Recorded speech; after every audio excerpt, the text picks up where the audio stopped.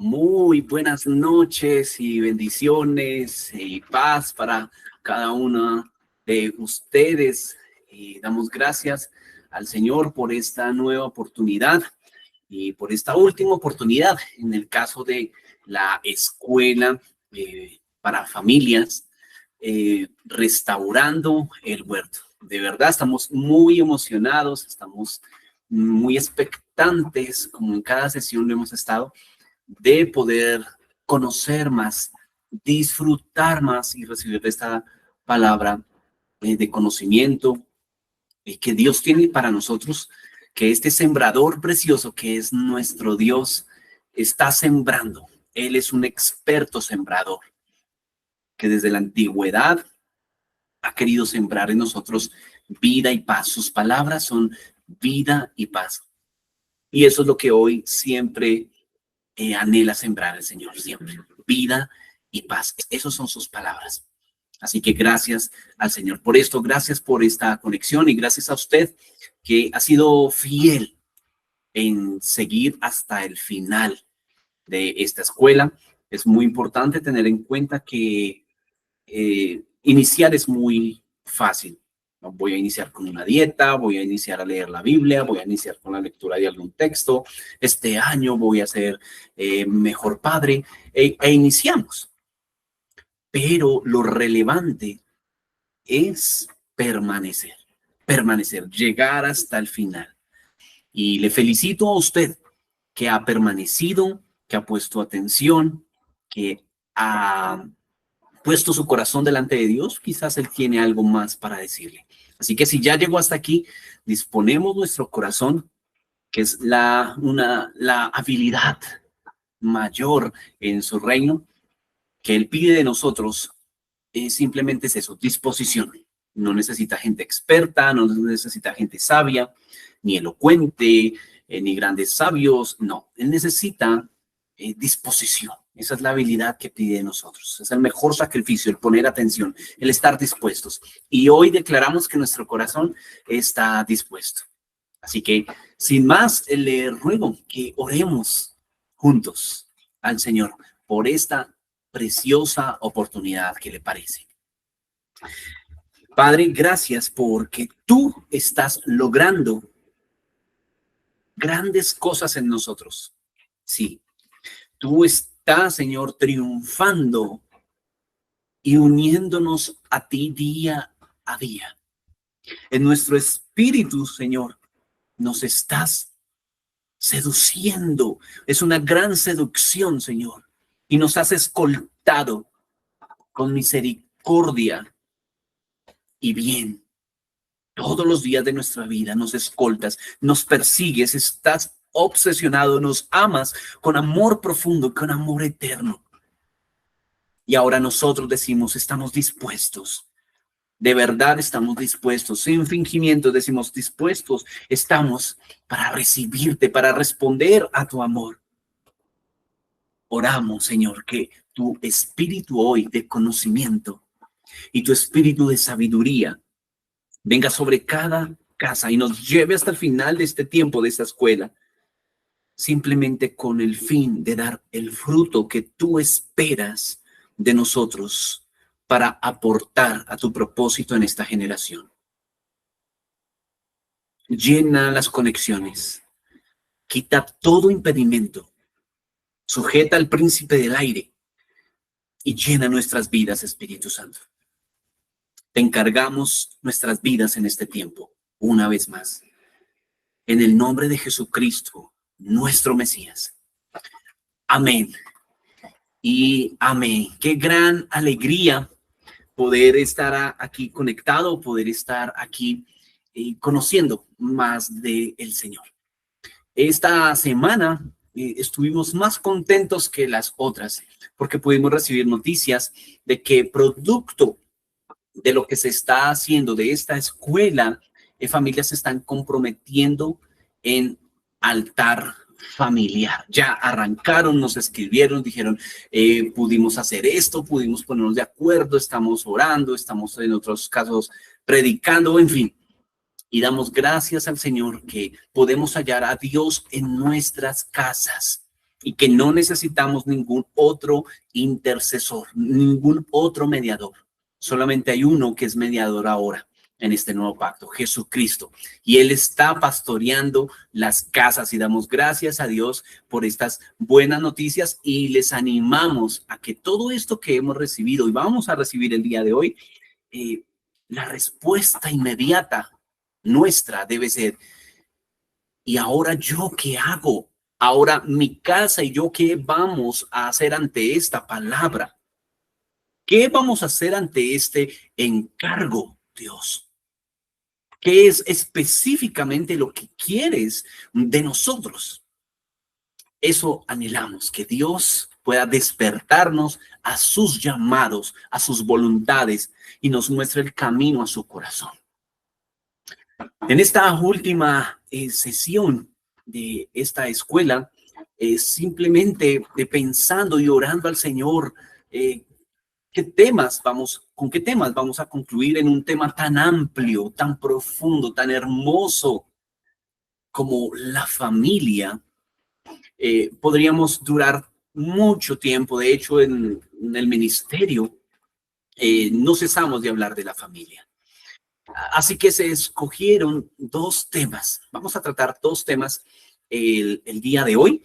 Y en la primera sesión, para los que estuvieron, recuerdan que se les dijo que íbamos a hacer un acto final, que había pasado algo en nuestra nación, en Colombia, que para los cristianos esa es jactancia, aparentemente fue un logro, pero en verdad hoy vamos a ver, al último de esta sesión, cómo al contrario fue una ofensa, un acto de violencia, como una cachetada para Dios. Y hoy van a ser abiertos nuestros ojos y sé que no vas a ser el mismo cuando se termine esta transmisión. Vas a salir tocado por Dios mismo. Así que, sin más, comencemos. Muy bien, hace 8 días concluimos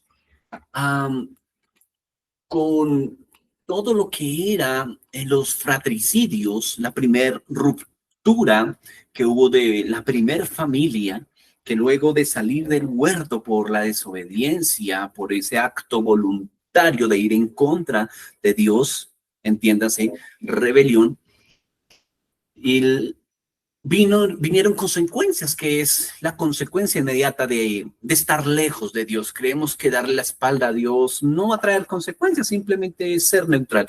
No hay neutralidades. Vinieron consecuencias y el hecho que estos padres en esa primera familia no enseñaron a sus hijos a presentarse delante de Dios o a presentarle ofrenda correctamente, vino el primer fratricidio, el primer homicidio entre parientes.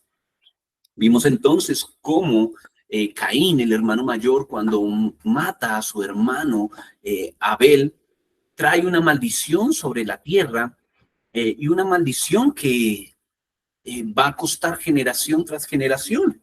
Y cómo esa sangre habló a través de la historia y vimos ese mismo patrón en las principales culturas de la historia universal. La azteca, la romana, bueno, en fin, eso pudimos profundizar en la anterior sesión. Sin embargo, hoy en esa misma línea vamos a entrar y acercar la lupa en esa descendencia de Caín para estudiar el primer tema de hoy, ¿le parece? Muy bien, si usted tiene la Biblia ahí a su lado, yo voy a pedirle que la abras, igual vamos a proyectar en vivo.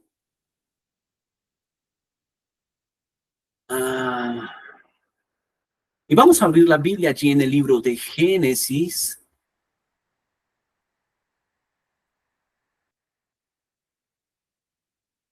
capítulo 4.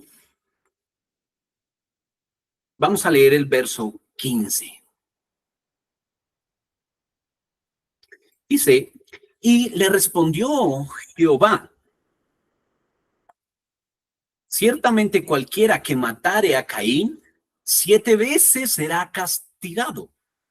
Entonces Jehová puso señal en Caín para que no lo matase. Entonces ese cuadro que estamos viendo al lado izquierdo de sus pantallas fue la descendencia de Caín, la que estudiamos hace 8 días, ¿recuerdan? Para hablar de cómo después de Tubal Caín vino el primer, un español que fue quien fundó España, y bueno, todo el estudio que hicimos. Bueno, hoy vamos a acercar la lupa a esto que Dios pone en Caín. Dice, nadie te va a matar, porque si alguien llega a hacerlo, cualquiera que llegue a hacerlo será castigado 7 veces. De alguna manera, el que lo viera a Caín se iba a dar cuenta que 7 veces iba a ser castigado. No sabemos cómo es esta señal que había en su frente.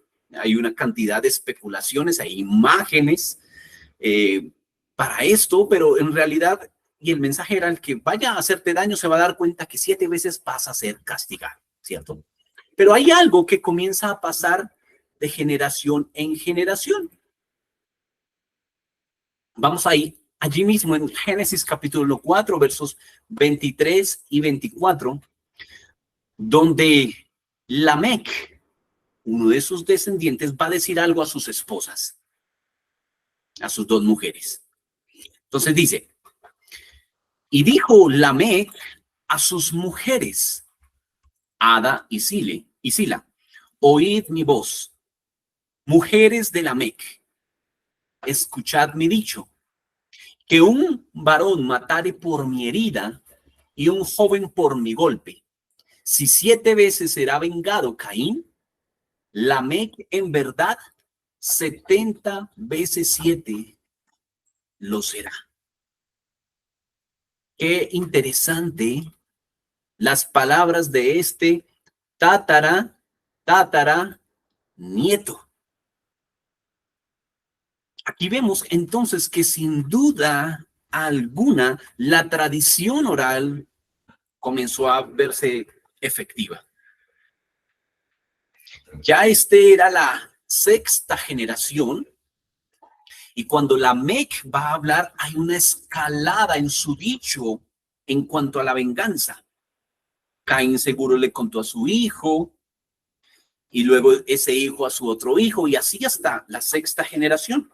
Cuando Lamec, ya siendo adulto con una familia, va a tomar esas mismas palabras, pero han pasado 6 generaciones. ¿Y qué ha pasado en los corazones? ¿Qué pasa en este hombre? Lo que pasa cuando no se trata la venganza, la iniquidad, la maldición en una familia. Tú no puedes ignorar un gigante o vencer un gigante mejor ignorándolo.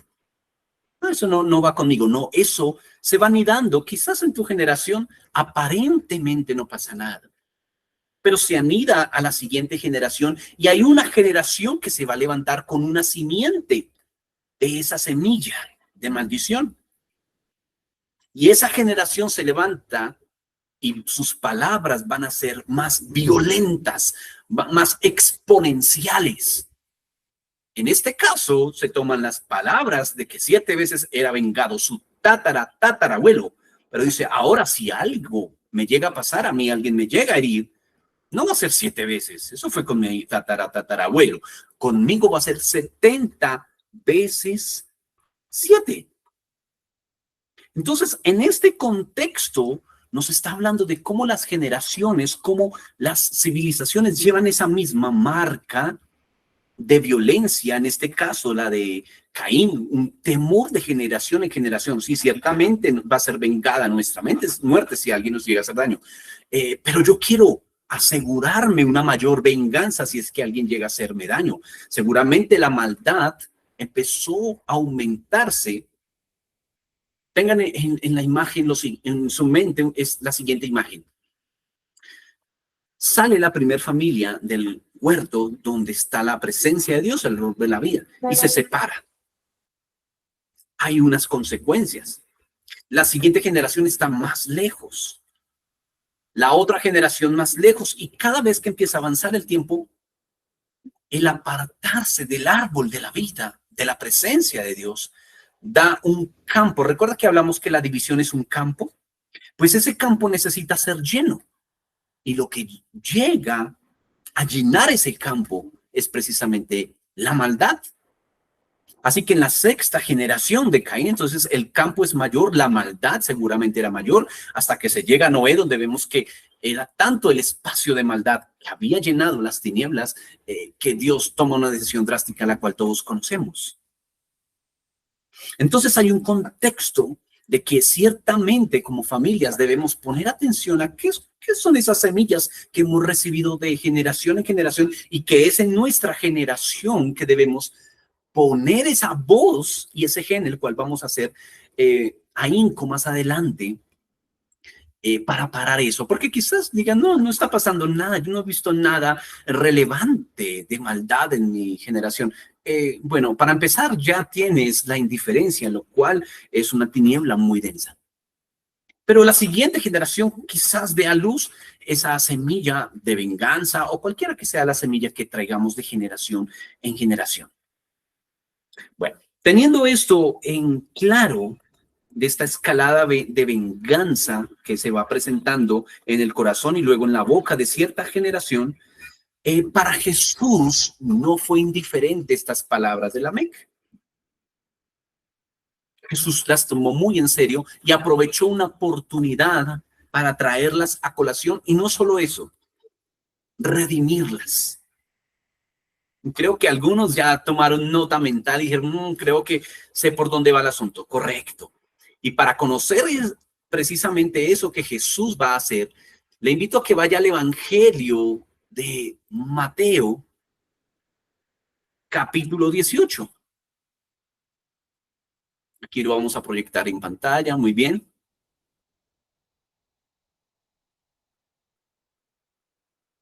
Mateo 18, verso 21 y 22. Voy a darle un tiempo a los que les gusta buscarlo en su propia Biblia. Y los que no, pues pueden hacerlo en la pantalla. Dice, entonces se le acercó Pedro y le dijo, ¿a quién? A Jesús. Señor, ¿cuántas veces perdonaré a mi hermano que pecó contra mí? Allí dice pequeño, pero en realidad es pecó contra mí. ¿Hasta 7? Jesús le dijo, no te digo hasta 7, sino aún hasta 70 veces 7. ¡Wow! ¡Qué maravilloso esto que acabamos de leer! Sé que usted ya había leído seguro este texto, pero ahora con los ojos que lo estamos viendo.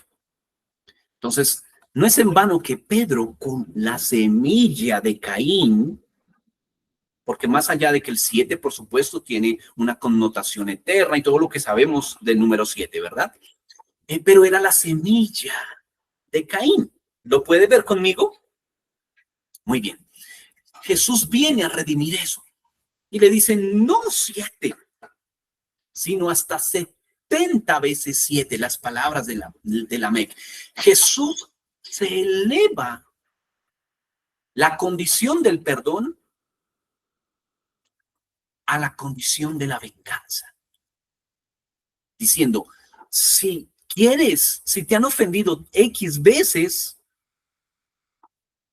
más de esas X veces tienes que perdonar, hasta 70 veces 7. Entonces, ¿cuál es el primer tema que viene al huerto en esta escuela para el día de hoy? El perdón.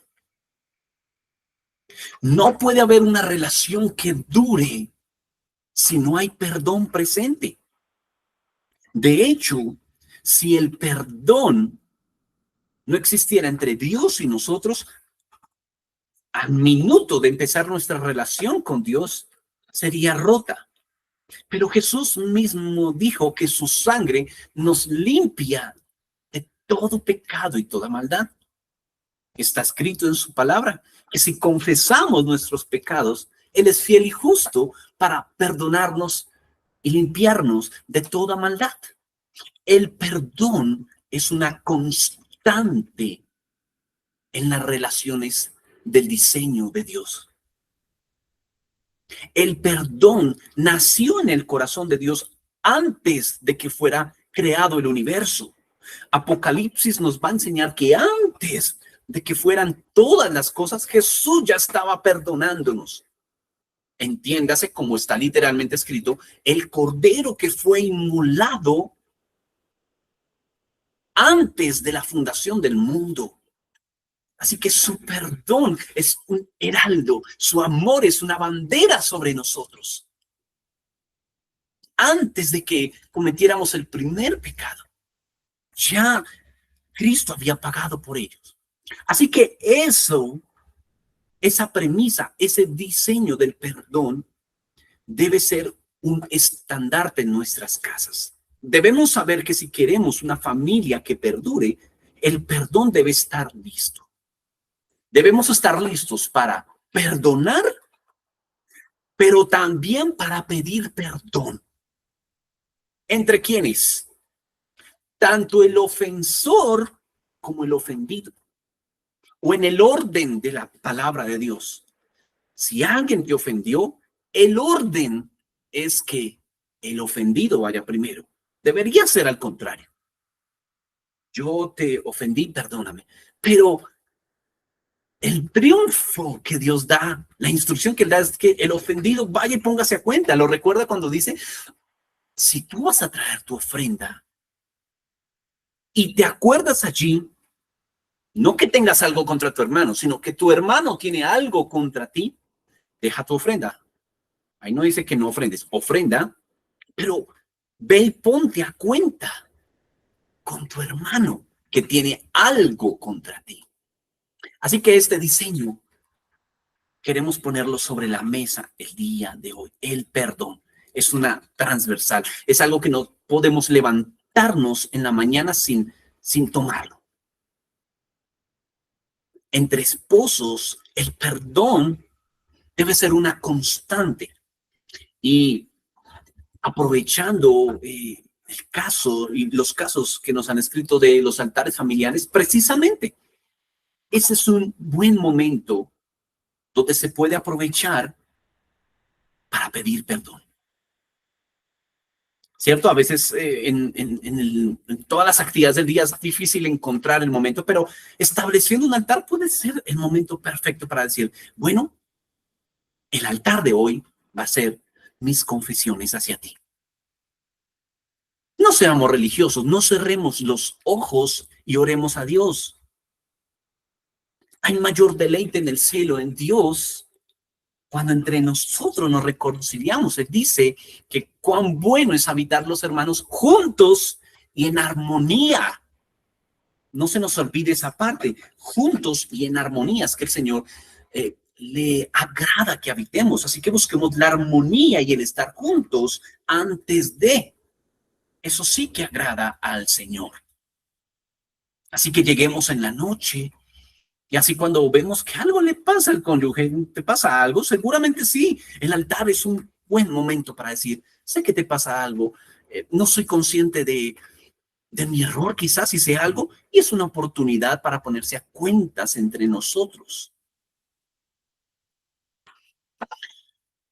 Entre padres e hijos, debemos estar listos para pedir perdón a nuestros hijos porque nos hemos equivocado como padres. ¿Ya lo hiciste? ¿O solo demandas de ellos disciplina que tú no tienes, santidad que tú no tienes, reglas que tú nunca has cumplido ni cumplirás, pero que ellos sí tienen que hacerlo? Entiendas entonces eso como un fariseo. Pones cargas en otros que tú ni siquiera llevas. Así que debemos estar listos a que como padres le digamos, he violado el mandamiento de Dios porque te he provocado a ira. Y Dios me demanda que te eduque sin provocarte a ira, sino en amonestación y disciplina del Señor, del Señor. Ahora, ¿por qué es importante esto? Recuerden que hemos visto en todas las sesiones de esta escuela que lo que pasa a nivel intrafamiliar va a repercutir no solamente en la línea de esa familia, sino que en muchos casos en la historia de esa nación va a ser un patrón que vas a alimentar. Entonces, si estamos hablando de la línea de Caín, que es una línea de venganza, y estamos en un país, por ejemplo, donde generación tras generación, el otro día mi esposa me compartía de un video de cómo antes, si pasabas por la calle y te empujaban, pues las generaciones, unas décadas atrás, te empujaban y bueno, seguías derecho. La siguiente década volvía a pasar el mismo escenario y se empujaban y esto ya se miraban mal. La siguiente generación volvía a empujarse y esto ya hablaban y se amenazaban. Y ya la última generación ni siquiera alcanzan a rozarse y ya se van, sacan el celular y se van a los golpes, por supuesto. Así que cuando no se trata en lo íntimo, la venganza, no tratamos el perdón como un estilo de vida, estamos alimentando este sistema. Porque no vamos a orar porque el violento en la nación sea por Dios y por su dedo paralizado. No vas a prohibir como iglesia que no haya violencia ni venganza en tu nación cuando en tu casa intrafamiliarmente eres un vengativo. ¿Puede ver cómo hemos manejado esta escuela? Entiéndase como justicia, con crédito para poder hablar, con ejemplo, testimonio para que tengas tal autoridad de que en casa das perdón, no permites la venganza, no dejas que pase el día, o como dice la palabra, no dejas que se oculte el sol y no dejas dar lugar al diablo con tu enojo.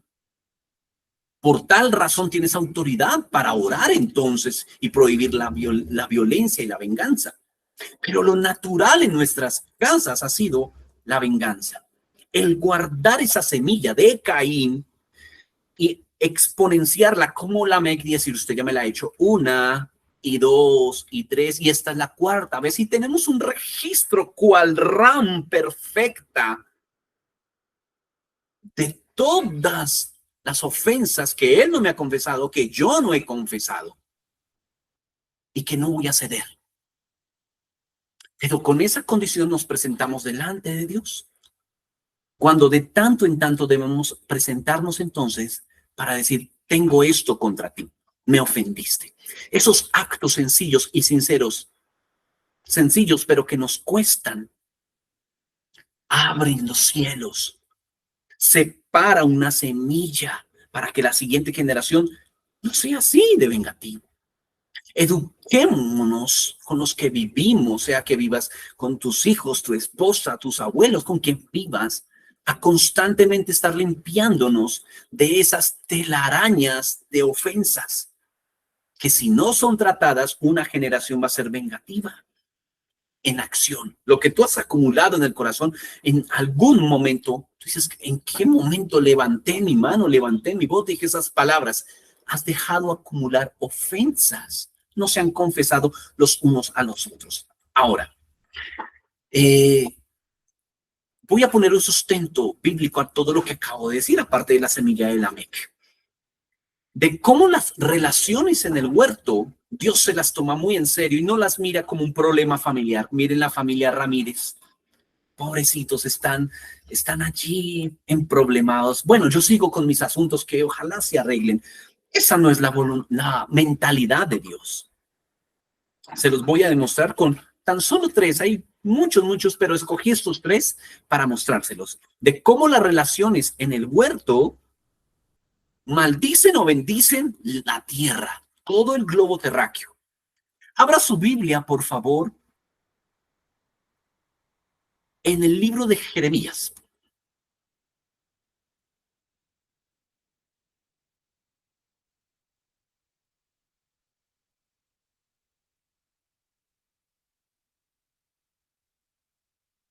Jeremías, capítulo 23, verso 10. Y no se vaya a dormir. Si está con alguien y se está durmiendo, despierte y dígale, esto nos interesa.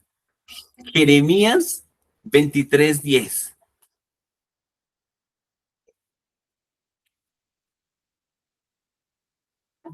Dice, voy a leer la versión 60 para estos tres casos, ¿de acuerdo? Dice, porque la tierra está llena de adúlteros. A causa de la maldición de la tierra, está desierta. Los pastizales del desierto se secaron. La carrera de ellos fue mala y su valentía no es recta. Wow. Muy diciente este verso. Malaquías, este es más conocido. Capítulo 4, verso 6, dice, Él hará volver el corazón de los padres hacia los hijos y el corazón de los hijos hacia los padres. No sea que yo venga y hiera la tierra con maldición. Y uno más, Deuteronomio 24, 4.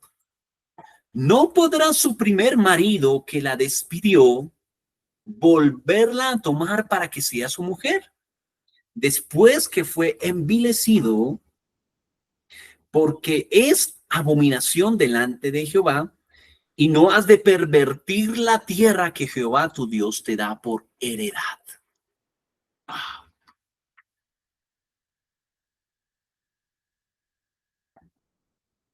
Entonces notemos que tres tipos de acontecimiento, por cierto, muy comunes, como la relación entre padres e hijos. Note el orden. Primero Dios hace que los padres vayan a los hijos y luego los hijos a los padres. Padres, la responsabilidad de llevar al monte a nuestros hijos es nuestra, no de nadie más.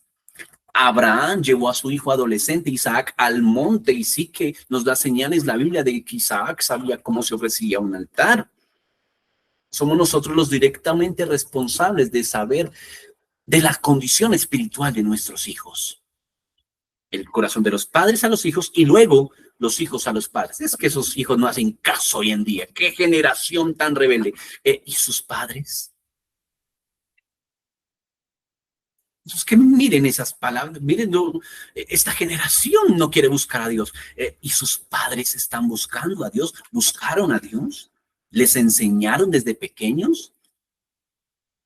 Pero me convertí al Señor y ya son grandes, ¿qué puedo hacer? Fiel es el Señor para que en oración puedas iniciar y con la autoridad que el Señor te ha dado a bendecirlos y con tu ejemplo, con tu amor, con tu perdón, puedas empezar a adoctrinarlos. El otro ejemplo que habla de los adulterios. No es que Dios voltea a mirar a una familia que está adulterando, un hombre o una mujer que adultera y dice, pobre familia, y ahora sus consecuencias. No. Él dice, como la tierra está llena de adúlteros, la tierra está maldita. ¿Por qué se ensaña a Dios que los actos de una familia repercutan en toda la tierra? Porque el diseño original es que el hombre gobierne la tierra. Ese es el diseño. Tal es la condición del hombre, tal es la condición de la tierra, tal es la condición de la iglesia, tal es la condición de ese territorio que ocupa esa iglesia. Acerquemos más la lupa. Tal es la condición de la iglesia en Bogotá, tal es la condición en Bogotá. Y no tiene nada que ver, sí tiene que ver, porque mayor es la luz que las tinieblas. Es un principio físico y espiritual. Pero si prevalecen las tinieblas es porque la luz es muy tenue o no hay luz, o en palabras de Jesús, si la luz que hay en ti son tinieblas, ¿cuánto más no serán las mismas tinieblas? Esto no se nos puede olvidar en esta escuela. Lo que pasa en casa tiene una amplitud al globo terráqueo, al territorio que tú ocupas. No creas que lo que haces en lo íntimo no afecta. Nadie me está viendo. Tienes una gran nube de testigos observando la semilla de tus actos. A veces creemos una mala definición de maldiciones, que es mal hablar. Y esa es una muy pequeña parte. Pero nuestros actos también maldicen o bendicen. Puedes estar maldiciendo con la boca cerrada. Así que cuidado al hablar, pero cuidado también al hacer. Así que las relaciones del huerto deben ser tratadas. Y un vaso de agua, un bálsamo para las relaciones es el estar constantemente rindiéndonos cuentas. ¿Cómo estoy delante de ti?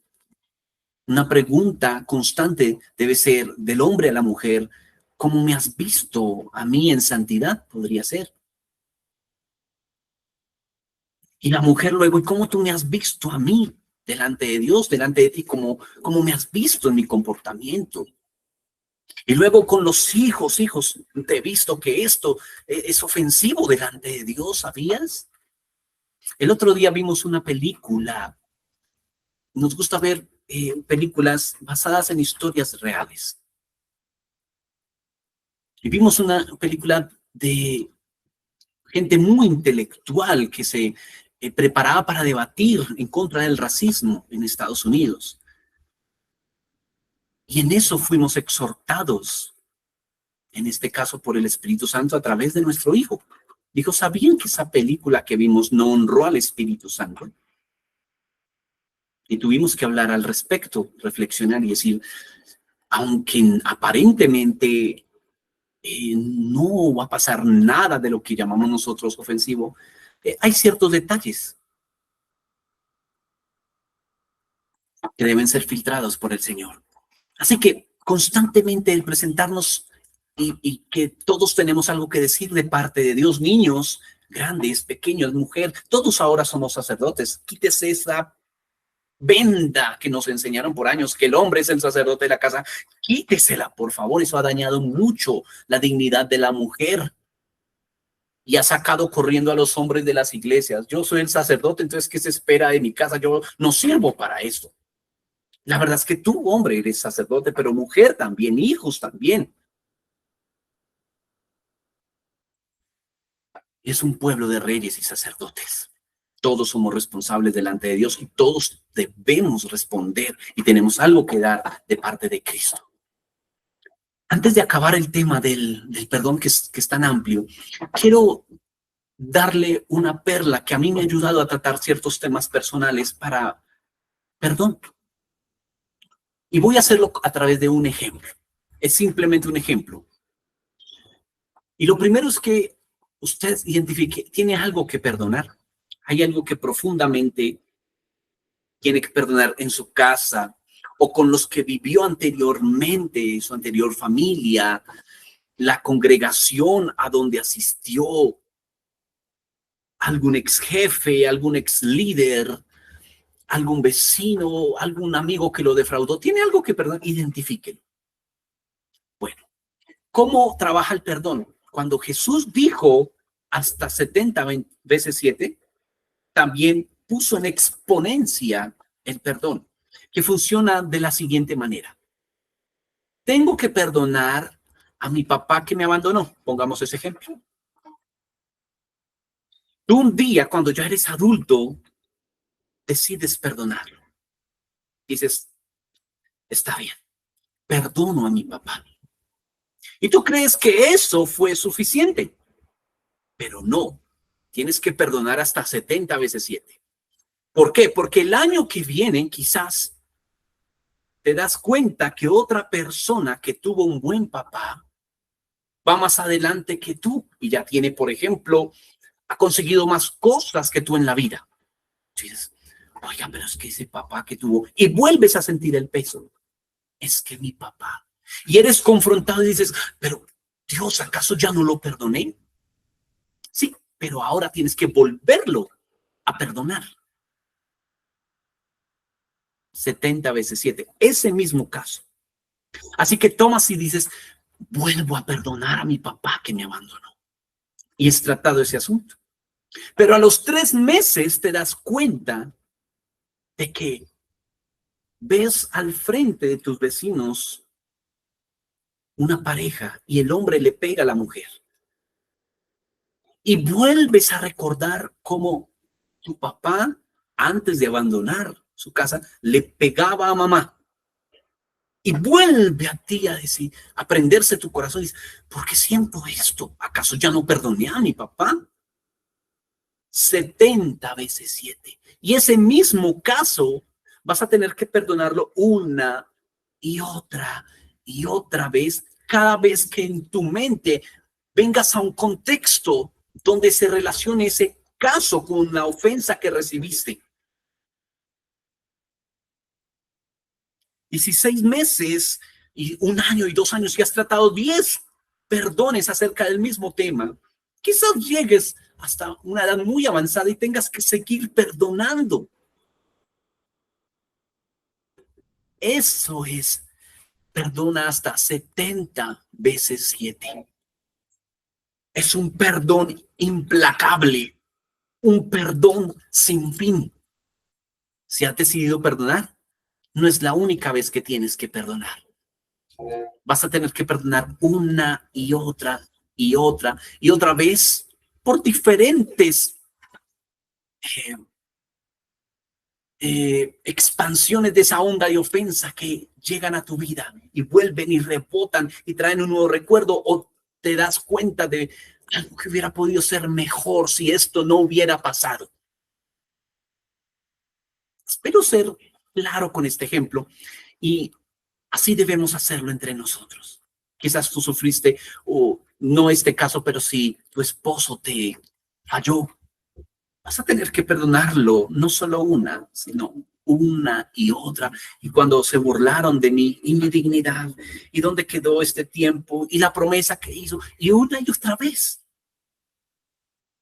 la expectativa que tenías sobre tus hijos, en fin, todas las relaciones deben ser tratadas.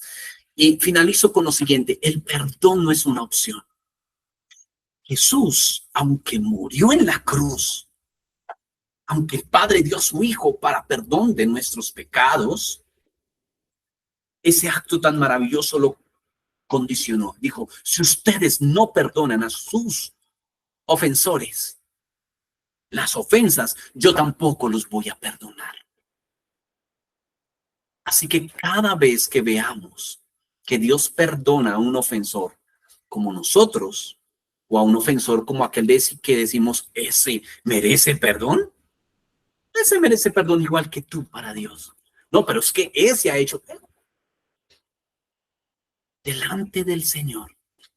La misma sangre que se derramó por ti es la misma sangre que se derramó por el que te ofendió.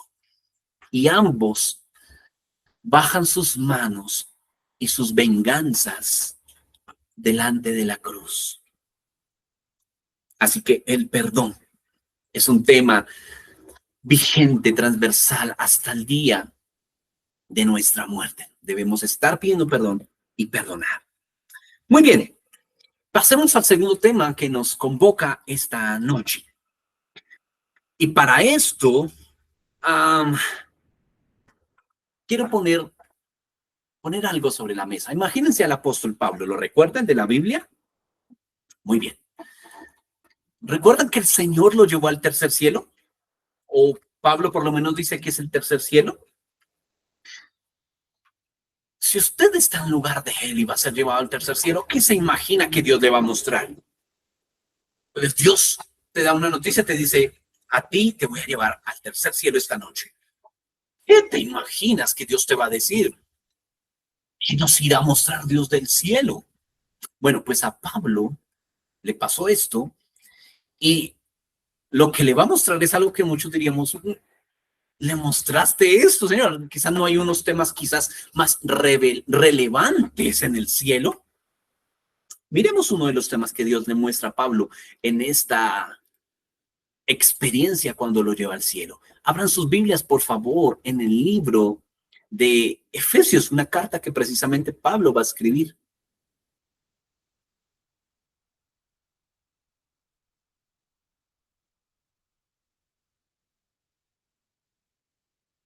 Efesios capítulo 5, Y vamos a leer el verso 24, 25 y luego el 31 y el 32.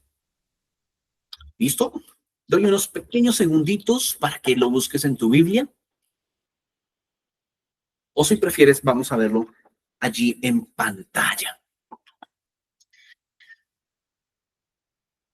Muy bien, dice, por tanto, como la iglesia es dócil a Cristo, así también las esposas a sus esposos en todo. Verso 25. Los esposos, amad a las esposas, así como Cristo amó a la iglesia y se entregó a sí mismo por ella. Por esto dejará el hombre, verso 31, el hombre a su padre y a su madre, y se unirá a su esposo, y los dos serán una sola carne. Verso 32. Este misterio es grande, pero yo lo digo respecto a Cristo y la iglesia. Wow. Entonces imagínense que el tema que Dios le llegó a ver al cielo, entra al cielo, imagínense, expectante, ¿qué me vas a mostrar? Te voy a mostrar el matrimonio. Y se lo va a mostrar a una persona que no se casó, que seguro no entenderá mucho de lo que es vivir dentro de un matrimonio, aunque nos va a hablar mucho del matrimonio. Y quizás para Pablo no era asunto de su deleite. Señor, yo no estoy casado, no me va a servir, no me voy a casar, tengo ese don de celibato, entonces no voy a estar, no va a ser práctico. Espera, Pablo, necesito que la gente entienda este misterio llamado Cristo e iglesia. Esa relación íntima. Y a ver, ¿cómo lo hago entender a los hombres? Muy bien, Pablo, te voy a llevar al cielo y voy a enseñarte lo que es esa relación. Traducido a la tierra es matrimonio. Así como el hombre deja a su padre y a su madre, Cristo dejó a su padre. Ah, ¿lo entiendes? Listo. Entonces, un matrimonio nos habla de los actos de Cristo y lo que tiene que hacer la iglesia. Entonces, lo que hace el esposo y la iglesia es un reflejo, un espejo de la relación entre Cristo y la iglesia. Pero para que la gente de la tierra lo entienda, entonces vamos a crear el matrimonio. Y por eso desde el principio, eso del Génesis lo trae Pablo. Por tanto, dejará el hombre a su padre y a su madre, y se unirá a su mujer, y serán los dos una sola carne. Así como Jesús abandona a su padre, el padre lo bendice y dice, tienes que dejar tu trono e ir y luchar por tu mujer, luchar por tu iglesia. Razón por la cual Jesús no se casó aquí en la tierra, porque su esposa es la iglesia. Así que él viene y da su vida por ella. Dice, eso. ¿Están entendiendo, maridos? Así como Cristo está haciendo por la iglesia, es su estilo de vida. Y ustedes, mujeres, entienden lo que hace la iglesia ante esa obra tan maravillosa. Así deben comportarse con sus esposos. Eso es el matrimonio. Y por eso Pablo hace la claridad. Digo este misterio grande, qué misterioso, Señor, respecto a Cristo y la iglesia, así es el matrimonio. Entonces aquí Pablo nos está revelando el diseño del huerto perfecto. ¿Cómo es el huerto perfecto? Un hombre que aspira a ser como Jesús y producto de eso haya una esposa que se pueda sujetar. Si Cristo no hubiera dado su vida en la cruz, no hubiera iglesia. ¿Por qué las esposas no se sujetan a sus esposos hoy en día? Porque no hay de qué sujetarse. Entienda por sujetarse, a ver, ¿qué me puede ayudar aquí? Voy a tomar este vaso. Si no hubiera vaso, no tendría que sujetarlo.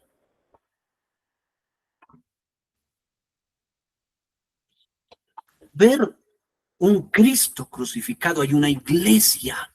Dice, aquí estoy, Señor, gracias por dar tu vida por mí. Y me sujeto a esto que es fuerte, que es consistente, lo puedo tomar, es algo real. Y me sujeto a esto. Sujetar no es hacer caso, es tomar algo sólido. ¿Por qué las mujeres no se sujetan? Porque no hay nada sólido en los hombres que puedan sujetarse. Su valentía es endeble, no buscan a Dios, de que no, me sujetan, por eso es mejor y más fácil sujetarse a una iglesia, a un templo, donde, ya sé que hay que sujetarme, hay algo sólido, me dan palabra sólida. Mi esposo nunca me da una predicación a mí, nunca me ha enseñado nada. Por tanto, ¿a qué me voy a sujetar? Es por eso que ahora más abajo nos va a decir, el varón por eso es cabeza de la mujer, así como Cristo de la iglesia.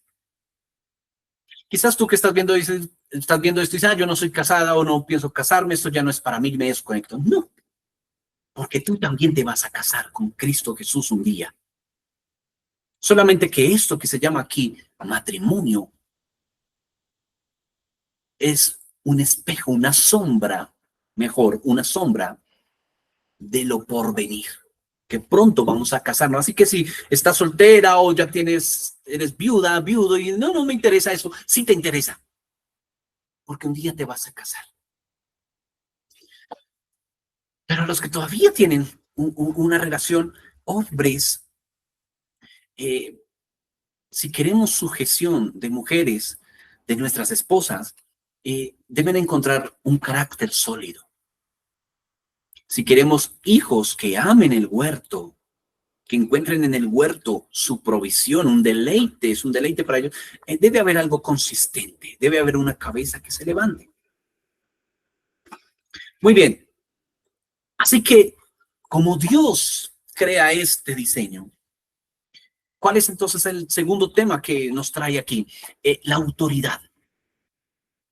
Dios, como fuente de toda autoridad, comienza a delegar su autoridad. Así que le da autoridad al hombre para ser cabeza, le da autoridad a la mujer, le va a dar autoridad a los hijos, luego va a darle autoridad a la iglesia. Y no hay tiempo para profundizar, pero hay 8 oportunidades en la historia del hombre, a través de 8 pactos, donde Dios va a darle autoridad. Entonces Dios, fuente de autoridad, le dice a Adán, te doy autoridad para que hagas esto. Noé, te voy a dar esa autoridad, este es mi pacto contigo, etcétera. Hay 8 veces. Muy bien, Dios da autoridad en la familia. ¿Y qué es autoridad? Una definición sencilla de autoridad es el derecho a hacer algo, la condición legal, el derecho a poder hacer algo. Así que Dios te ha dado autoridad en tu casa. Si eres padre, si eres madre, si eres hijo, tienes autoridad. ¿Y qué autoridad, qué derechos tienes tú? ¿Qué entendemos como una autoridad en algo práctico? Pues bueno, primero hay que entender que esa autoridad no es porque tú seas el papá, tienes derecho a hacer lo que quieras. No, recuerda, Dios te dio la autoridad.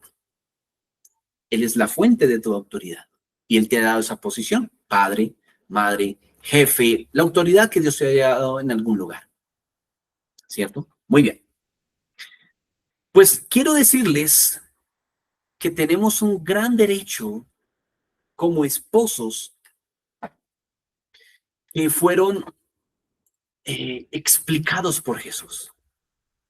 Y yo creo que esta parte nos va a gustar mucho porque nos habla de cómo reclamar nuestros derechos. Y es una parte que nos gusta mucho, ¿cierto? ¿Cuál es mi derecho? Es que yo tengo derecho a mi dignidad. Pues Jesús habló de eso. Aprendamos del restaurador de huertos. ¿A qué derechos tenemos a reclamar? ¿Les parece? Sé que les va a gustar mucho eso. Nos gusta reclamar nuestros derechos, cómo está nuestra dignidad. Les va a gustar mucho este siguiente verso.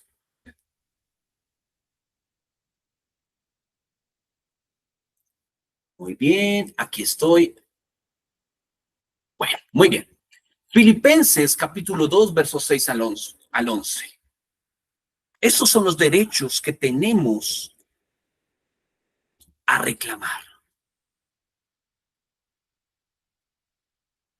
Dice, el cual, hablando de Jesús, existiendo en forma de Dios, no consideró aprovecharse de ser igual a Dios, sino que se vació a sí mismo, tomando forma de esclavo,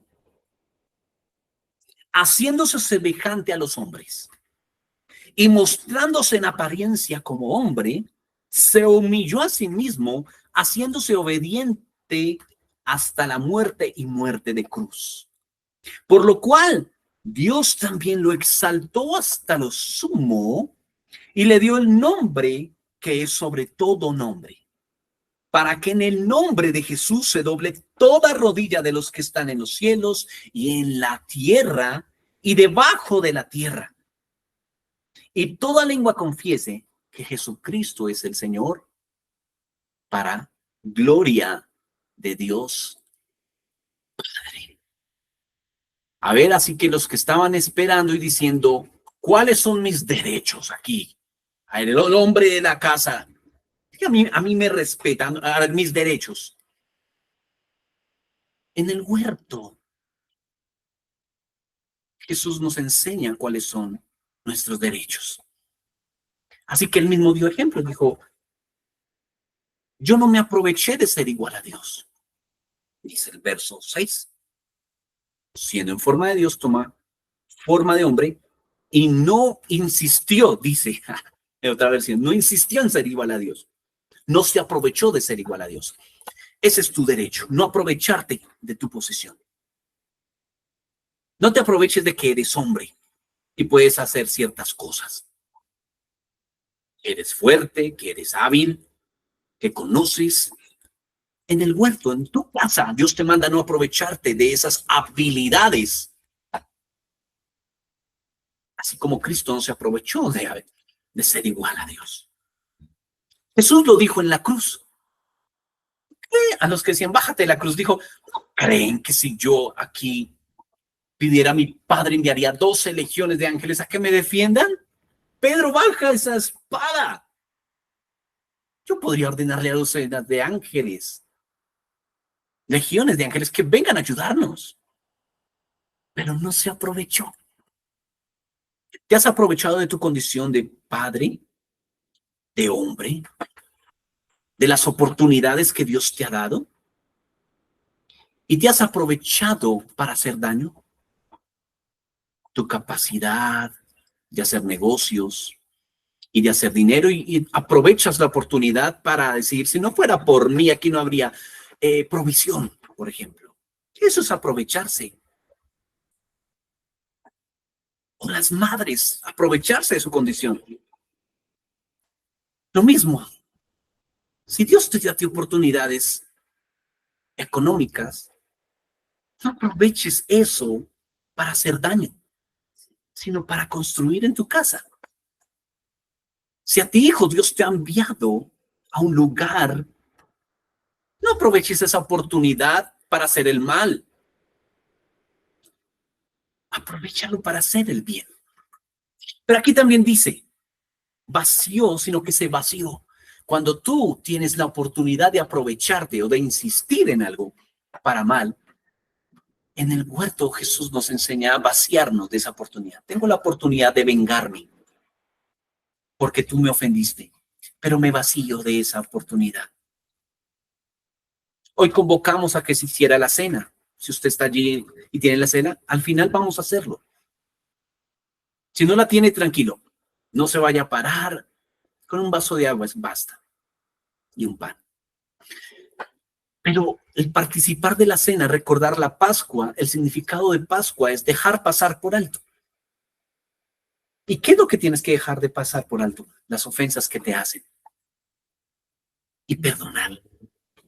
No aprovecharte y decir, cuánto he esperado tener el sartén por el mango. ¿No? ¿Cómo nos gusta eso, cierto? Tener el sartén por el mango. Nos gusta mucho cuando decir, estaba esperando este fresquito. Vacíate de esa oportunidad. como Jesús se vació. Dice, y murió, muerte de cruz, aclara, muerte de cruz. En la cruz se crucifican las manos y los pies. En el huerto se crucifican las manos y los pies. ¿Qué quiere decir? Lo que haces con tus manos, tienes que crucificarlo. Soy explícito en esto. He conseguido con mi trabajo esto. Y tengo derecho a esto. Qué bueno. Así es. Vacíate de ese derecho. No, es que es mi dinero. Yo ya respondí por esto en la casa, por esto, pero lo que Dios quiere es que crucifiquemos nuestras manos, que hagamos las cosas a nuestra manera y que lo que consigan las manos de todos los que están en el huerto sean puestos en el centro, en Cristo. Y Cristo diga, esto es para esto, esto es para esto, esto, y juntos toman decisión qué hacen con el dinero. La palabra mí desaparece en la cruz, porque lo que conseguí con mis manos lo entrego y crucifico. Es para bienestar del huerto. No existe esto, es mi parte. Ya hubo uno que escogió su parte y una parte escogió dar al Señor, no lo primero. Ya saben de quién hablamos, de Caín. Y eso provoca celos. Pero qué hermoso es cuando todos en casa dicen, esta es la provisión del Señor. ¿Qué quiere el Señor que hagamos? Pero también en la muerte de cruz se crucifican los pies. Es un principio en el huerto. ¿Para dónde vas? No, yo ya estoy muy grande como para decir para dónde voy, ya vengo. No. Muerte de cruz. Rinde cuentas a dónde van tus pasos. No solo los hijos, hijo, ¿para dónde va? Me está aquí hasta ahora. Enséñale a tus hijos a crucificar sus pies. No te mandas solo. Pero papá, es que tengo 40 años. Sí, pero vives todavía en mi casa. Por tanto, me rindes cuentas. No, pero es que yo los mantengo, tú eres un anciano. Vives en mi casa. Y tengo algo que se llama autoridad y debes honrar esa autoridad. Como Cristo honró y no caminó en la tierra donde él quiso, sino que la obra de mi Padre he completado. Pero no solo los hijos, esposos, honren a sus esposas. Estoy en este lugar. ¿Están de acuerdo a que vayan? Armen los planes juntos. No es que a dónde es que toca ir mañana, no sabía, bueno, ni idea cuál es el programa de este fin de semana. Es bueno que juntos puedan decidir, Padre, ¿tú quieres que hagamos esto juntos? Debemos ir a este lugar, es tiempo de viajar. ¿Por qué? Porque es muerte de cruz. No damos pasos solos. Eso está hablando ese tipo de relación. Y eso, el rendirnos cuentas los unos a los otros, nos lleva a una cultura de rendir cuentas a Dios. Porque al estar entre nosotros rindiendo cuentas, se desarrolla un ambiente de honra. Y cuando hay honra, recuerdan lo que estudiamos hace 8 días, el peso en una casa es un ambiente donde Dios se mueve. ¿Por qué? Porque el que quiere vernos con espacios, porque es mi tiempo, es mi espacio, es mi dinero, es uno que quiere crear división. Pero Dios se honra en la cultura de dar cuenta. ¿Por qué? Porque Él dio a su Hijo y nos dio cuenta de Él para darnos salvación. Porque Él demanda de nosotros presentarnos delante de Él. Te presentarás delante del Señor. Así que ese ambiente de rendirnos cuenta va a pasar lo que dice el final de este verso. Dice, por lo cual Dios también lo exaltó hasta lo sumo y le dio un nombre que es sobre todo nombre, a Jesús. Así que Jesús no es el niño consentido de papá. No, es que es mi hijo y mi hijo, a ver, él me puede hasta bofetear y es mi hijo. Ese no, esos son los malos padres y madres aquí en la tierra, que maleducan a sus hijos. pero queremos después que nuestro hijo tenga renombre y le vaya bien. No, Jesús tiene el nombre más alto al que obedecen cielos y tierra y demonios. Mar, viento obedece a Jesús porque él murió, crucificó sus manos y no hizo sus obras, crucificó sus pies y rindió cuentas a María y a José aquí en la tierra y rindió cuentas a su Padre en el cielo.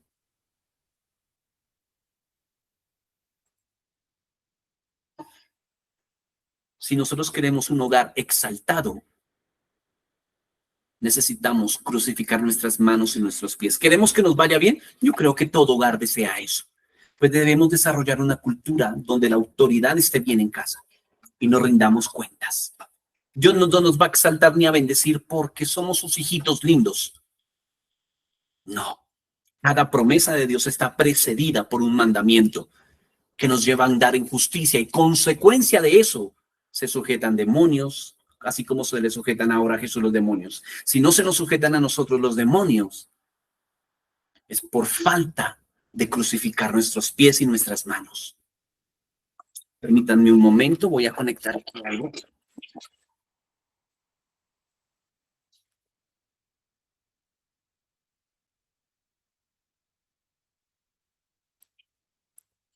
Ok.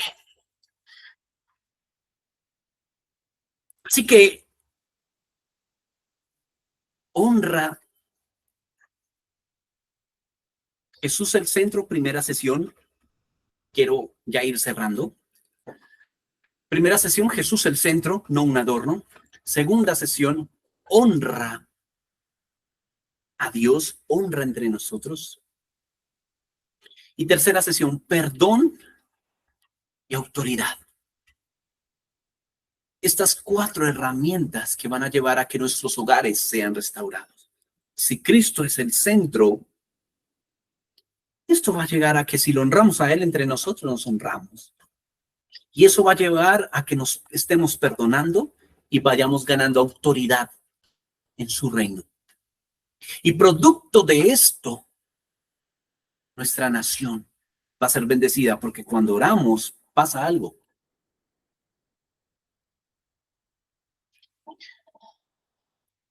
Quiero entonces ahora que terminemos antes de tomar la cena con lo que les prometí que íbamos a hacer respecto a algo que se saca pecho aquí en la nación de Colombia, pero que definitivamente es una vergüenza para, para la historia de la iglesia en Colombia, en el cielo. Ustedes recuerdan la Constitución del 91, ¿cierto? ¿Cómo se saca pecho? Porque a partir de eso, entonces hay libertad de cultos por esa constituyente que se menciona allí, donde todo ciudadano puede pertenecer a cualquier religión y no va a haber ninguna consecuencia. Puedes tener cualquier credo, cualquier confesión y no va a haber ninguna consecuencia legal. Puedes hacerlo. Bueno, quiero contarles la historia detrás de eso. Y en el material que ustedes van a recibir, les vamos a dar a continuación, pero ustedes lo van a recibir, les dejo las evidencias de lo que les voy a contar. Resulta que para la década del 80, entonces la iglesia cristiana dice, estamos cansados que sea la iglesia católica la que siempre tiene la hegemonía en el país y que sea la religión oficial. Entonces se le ocurrió que por primera vez la iglesia cristiana entonces debe participar en política. Así que crean el primer movimiento político, pero pues es un movimiento muy débil, apenas acaba de comenzar, entonces sabe que tiene que empezar a hacer alianzas. Así que dicen, a ver, el fin de esto es que haya libertad de cultos, porque los cristianos estamos siendo perseguidos y matados en silencio, y los únicos respetados, la única religión aquí en Colombia respetada es la católica. Así que empiezan a buscar aliados. Pues el M19 dice, pues a mí me parece bien lo que ustedes cristianos están diciendo. La Iglesia Católica toma mucho recurso, así que unámonos. Así que comienza a hacerse fuerte el movimiento político cristiano. Empiezan a unirse a movimientos de liberales, empiezan a participar como activistas, muchos políticos cristianos en esos partidos de izquierda. Así que comienzan a decir, tenemos que en la nueva constituyente promover esa libertad de cultos. Esta es la iniciativa. Pues bueno, no había nada aparentemente malo en eso, aunque luego investigaciones, cuando dicen si era cierto que los cristianos estaban siendo perseguidos por su fe, sí, muchos estaban siendo perseguidos y matados por su fe, pero no todos los cristianos morían por eso, eran por otras causas, sino que pues era la bandera de los cristianos en ese momento, que querían que en la Carta Magna de la Constitución dijera que no solamente la Iglesia Católica, no, podemos expresar otras religiones. Así que comienza esto a tomar fuerza y cada vez más grande, y comienza a tratarse un tema dentro de la Constitución, dentro de esa constituyente que van a redactar en el año 91, un tema que parecía menor, pero empezó a llevarse más de 3 sesiones y no se ponían de acuerdo. Y era el tema del preámbulo en la Constitución.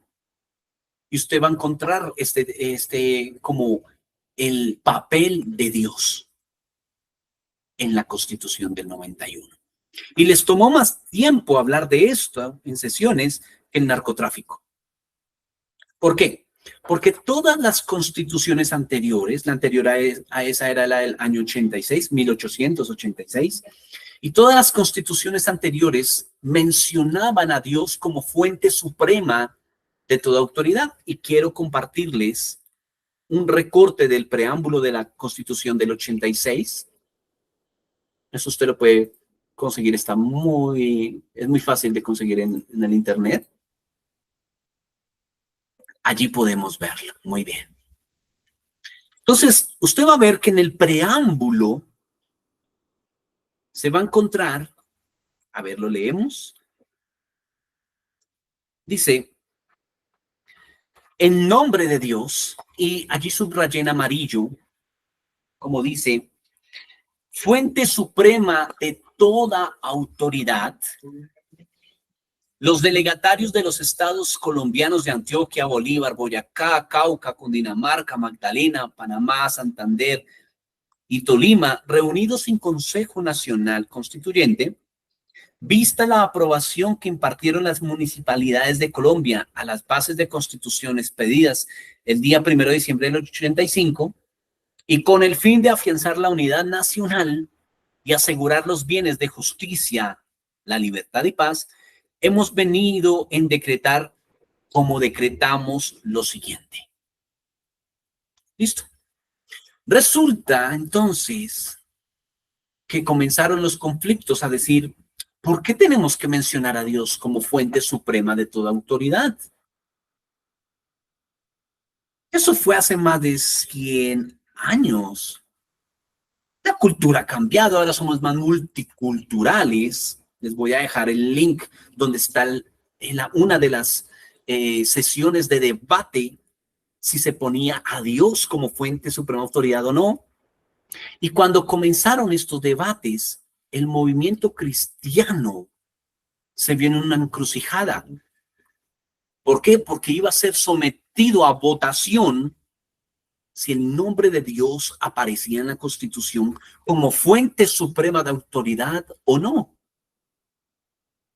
Así que por supuesto que ellos, su intención, los pastores allí involucrados en la política, ya no podemos hacer esto. Dios tiene que aparecer en la Carta Magna de Colombia. Pero fue sometido a votación.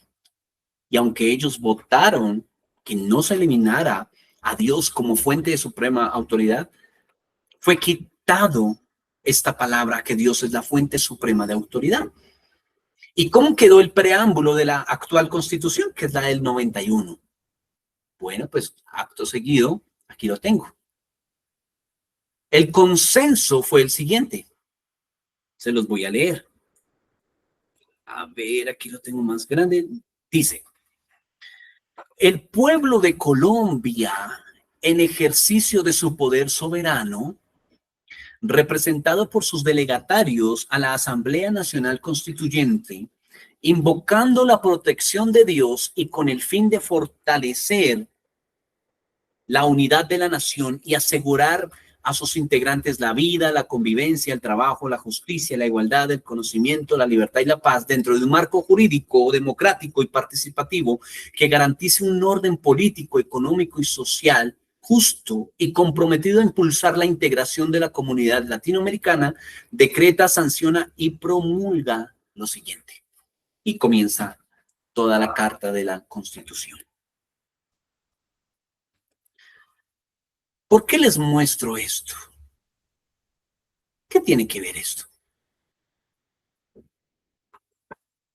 En ese momento se comete dos errores cruciales. El uno, pensar que la iglesia gobierna desde la política, cuando la palabra de Dios dice que se gobierna desde los lugares celestiales y desde allí se ata y se desata, que es de acuerdo al diseño del huerto, que se repercute, se le pone stop a las tinieblas, no desde la política.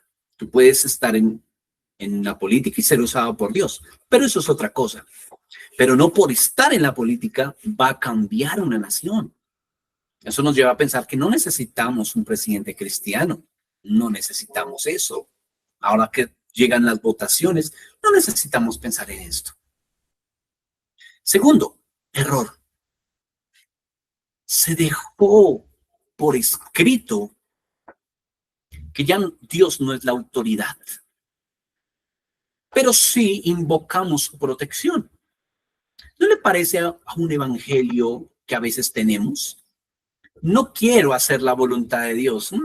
Él no es mi autoridad, pero Señor, protégeme. Señor, que me vaya bien, que consiga trabajo, que guarda a mis hijos, guarda mi vida, por favor, que entrego mi negocio, por favor, prospérame. Sí, pero esto es una añadidura que dijo el Señor por consecuencia de buscar su reino y su justicia, su autoridad. Así que Colombia lo que hizo ese día fue dejar por escrito que Dios deja de mandar. No aceptamos tu autoridad. Protégenos en lo que vamos a decidir de aquí en adelante.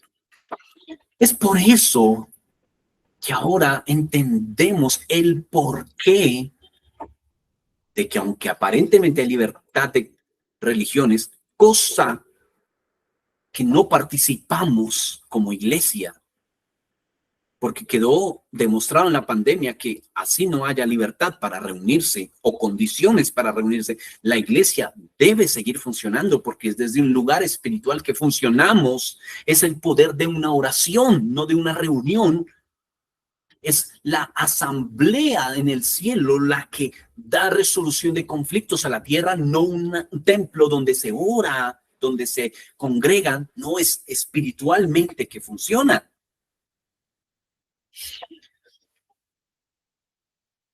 Ese día se abrieron las puertas para que leyes absurdas vengan a ocupar lugar. Y por eso vemos que la justicia entonces en Colombia siempre ganan los malos. Hay tanto victoria de las tinieblas. ¿Por qué? Porque la iglesia fue precursora y se alió con los malos, tanto así que el doctor Humberto de la Calle en su momento en una columna dijo, es una sorpresa que militares del M-19 hayan encontrado como hermanos a los cristianos. Así que fue una treta de Satanás para que a la hora de votar, aunque ya ellos votaron que no, se quitara a Dios de la Carta Magna de la Constitución. Así que esto que decimos que es una libertad de cultos que no nos aplica definitivamente, porque nuestra influencia, repito, está desde los cielos, lo que se hizo fue dar una bofetada de Dios, es decir, protégenos, pero vamos a andar solos, porque es el pueblo el que tiene el poder, no Dios. Y por eso actualmente van a pasar dentro de poco el presidente, va a pasar una propuesta donde los malos van a salir de la cárcel, porque como iglesia entonces debemos pedir perdón por esas alianzas, por la ignorancia de creer que así se gobierna un lugar y redactar una nueva constitución. Quiero decirles que con mi esposa tenemos un documento, que es el que tengo aquí atrás, donde hicimos este mismo preámbulo como una señal profética de redención, de arrepentimiento, como representantes de la iglesia de Dios en Colombia, dándole lugar al Señor, ya que ocupamos este territorio, diciéndole, tú sí tienes la autoridad. No queremos solo tu protección, queremos primero tu autoridad. Y voy a compartirles esto mismo que tengo aquí en pantalla.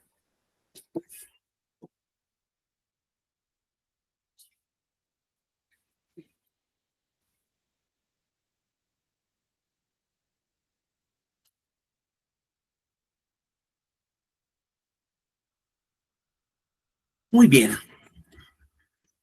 Quiero leerles este documento que redactamos, revisó mi esposa, que dice así: Constitución de la Iglesia en Colombia. Y usted va a notar allí que no está el logo del Ministerio Yo Soy, porque esto no le compete, no es del Ministerio Yo Soy. Dice Iglesia en Colombia. Preámbulo. En ejercicio de la autoridad delegada por Dios a través de su Hijo Jesucristo, Efesios 1:22, representada por la Iglesia en ejercicio en el territorio colombiano, en nombre de Cristo Jesús, a quien le fue delegada por Dios Padre toda autoridad en el cielo y la tierra, Mateo 28:18, a aquel por quien fueron hechas todas las cosas y sin él nada de lo que ha sido hecho fue hecho, Juan 1:3, a aquel a quien Dios el Padre sentándole a su diestra en los celestiales, sobre todo principado y autoridad y poder y señorío, y sobre todo nombre que se nombra no solo en este siglo, sino también en el venidero, Efesios 1:20 y 21, a aquel por quien fueron creadas todas las cosas, las que hay en los cielos y las que hay en la tierra, visibles e invisibles, sean tronos, sean dominios, sean principados, sean potestades, todo fue creado por medio de él y para él, Colosenses 1:16 y 17, a Cristo Jesús damos lugar en esta nación, comenzando desde nuestras casas, a su presencia, declarándole rey sobre nosotros y sometiéndonos a él como fuente suprema de toda la autoridad, con el fin de fortalecer dentro de todos los marcos competentes la vida, libertad, justicia y paz para cada uno de los habitantes de esta nación.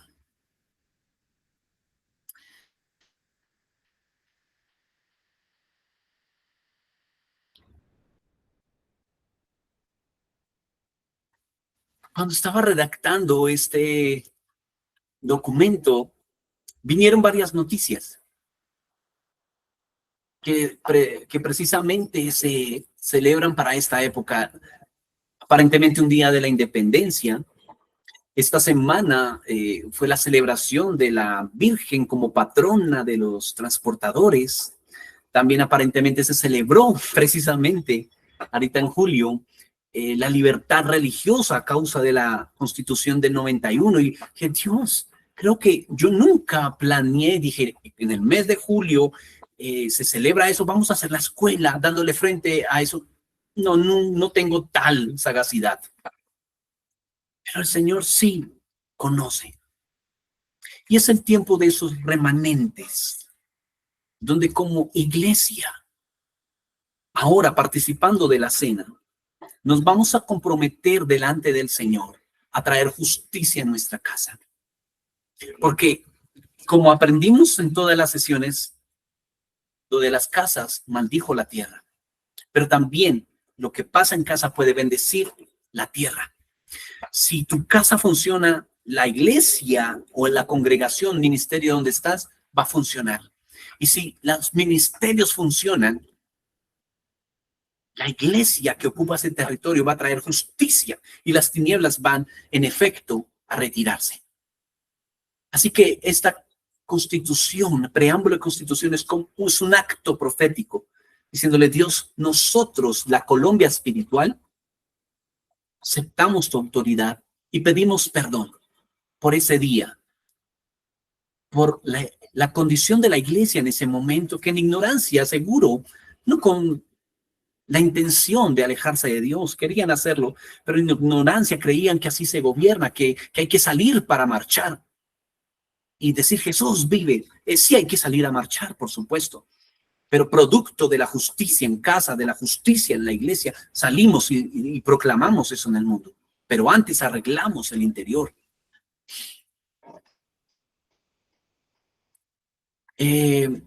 Vamos a participar entonces de la cena con esto en nuestro corazón.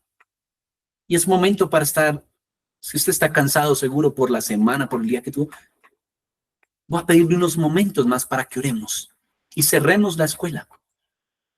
Si está aquí en casa, yo aquí estoy con mi esposa.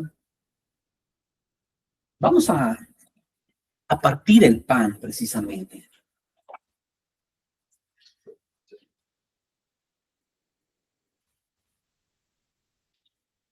Y vamos a orar. Hablamos hoy del perdón. Creemos que debemos presentarnos delante del Señor y pedir perdón. Si usted quiere una copia de este documento, por favor escríbanos y se lo vamos a enviar. Se va a hacer como el recordatorio, el eslogan de lo que hicimos ese día. Porque esto no solo en esta escuela, porque esto no solo le compete al Ministerio Yo Soy, sino a la iglesia en Colombia. Y quiero que usted tome todo lo que aprendió y pueda compartirlo con gente creyente y no. Puede abrirle los ojos y decirme: has leído el preámbulo de la Constitución, alejamos a Dios. Nosotros con todo gusto vamos a enviarle esta nueva redacción como un acto profético y de arrepentimiento delante del Señor. Le invito a que juntos pongamos nuestro corazón delante de aquel que restaura los huertos y oremos. Padre, gracias. Pedimos perdón delante de ti, Señor, por no defender el diseño del huerto. Perdónanos porque no nos imaginábamos como actos pequeños en nuestro corazón o en nuestra casa, donde cerramos la puerta y parece que nadie escucha o nada pasa, van a repercutir en la historia, en lo que se escribe en los cielos y en las historias de nuestras naciones. Perdónanos por alimentar el sistema de las tinieblas con pequeños actos. Perdón por no ponerte en el centro y ser un adorno tantas veces y tratarte como un personaje mágico para que nos protejas y nos bendigas. Perdónanos, Señor. Hoy nos volvemos a ti como casas, como hijos, y te decimos que tú eres nuestro sustento. Tú eres el Dios en el centro. Nuestra vida, nuestro río que nos rodea. Vamos a luchar juntos, aunque seamos pocos. Que cada átomo de nuestra vida anuncie que tú eres redentor, que eres digno, y que todo lo material e invisible, las atmósferas de nuestra casa digan que tú eres Señor. Padre, pedimos perdón por no dar peso a nuestros hijos, por no dar peso y honra a nuestras esposas con las personas que vivimos, por no dar peso a nuestros padres, y porque juntos en esa deshonra nos unimos para deshonrarte y no dar peso a tu presencia. Pedimos perdón por nuestra desobediencia y la de nuestros hijos, porque aprendimos a darte porciones, 10%. Te aprendimos a dar pequeñas porciones y no lo primero. Perdón. Perdón, cuando tú diste a tu hijo entero y lo hizo tan bien por nosotros. Perdón, Señor, por alimentar la semilla de Caín en nuestras naciones, porque se ha derramado sangre inocente. Hay fugitivos actualmente, venganza en nuestras naciones, gente construyendo en vano sus sueños, pero no saben que su fin es la muerte, porque ¿de qué le sirve al hombre ganar el mundo si pierde su alma? Hoy, Señor, anunciamos la sangre de Cristo y el cuerpo de Cristo que fue partido por nuestros pecados, poniendo fin a toda venganza en nuestros corazones, vaciándonos de toda insistencia y todo aprovechamiento en nosotros para vengarnos o para hacer nuestra voluntad. El fin de mis desquites es hoy, el fin de mi registro de ofensas es hoy. Gracias, Señor. Rogamos por tu gen que nos redime y se ha quitado el gen de la desobediencia y la marca de ser fugitivo y de hacer en vano las cosas, Señor. Perdona todo fratricidio entre hermanos en la fe, en casa y también entre hermanos en la fe, hablando mal uno del otro. No hay congruencia, Señor, entre la sangre derramada en la nación con los asesinatos y el nivel en que nos tratamos con desprecio como hermanos en la fe. Perdónanos, Señor. Ven sobre nosotros, Jesús, mediador del nuevo pacto y de la sangre derramada en la cruz. Sean restauradas las relaciones en los huertos hoy. Esa persona que tiene que perdonar a su esposo, ese que tiene que perdonar a su esposa, esos padres que tienen que perdonar a sus hijos, los hijos que tienen que perdonar a sus padres, esa persona que tiene que perdonar a esa congregación que la hirió. Señor, salga toda ofensa en esta noche de nuestros corazones y ayúdanos a perdonar hasta 70 veces 107, como tú lo has hecho por nosotros. Por favor, Señor, perdona a la iglesia en Colombia cuando hizo alianzas políticas con movimientos guerrilleros, con movimientos políticos, creyendo que así íbamos a traer tu reino. Perdónanos por que consideramos que es una religión más y por eso hay libertad de cultos. Perdónanos, Señor, por no saber que no se gobierna desde una casa celestial, desde una casa terrenal, una casa presidencial terrenal, sino que se gobierna desde la casa de nuestro Padre celestial. Desde allí gobernamos. Hoy, Señor, con firma de sangre, con sello de sangre, anunciamos este preámbulo de la Constitución como iglesia en Colombia diciendo, tú eres nuestra autoridad y decimos toda honra y todo honor sean dadas a ti desde nuestras casas para toda la nación. Se ha sellado esto con la sangre de Cristo en esta noche, con este remanente que se une a ti en arrepentimiento en esta noche. En Cristo Jesús. Amén y amén. Vamos a poner una alabanza y con esto terminamos la escuela mientras usted participa de la cena. Que el Señor le bendiga. Nos vemos en otra ocasión. Paz para todos.